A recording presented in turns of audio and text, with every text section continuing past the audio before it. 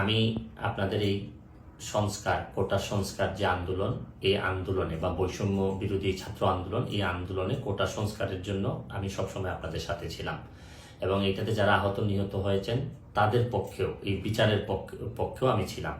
কিন্তু আমার ব্যর্থতা হচ্ছে কি, আমি আপনাদেরকে বুঝাইতে পারি নাই।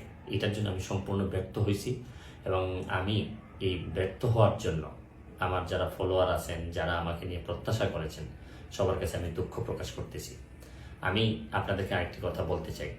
এখন যে কাঠামোগত সংস্কার আপনারা চাচ্ছেন, দেখেন এই সংস্কারের জন্য আমি বহু বছর আগে থেকেই কাজ করে যাচ্ছি।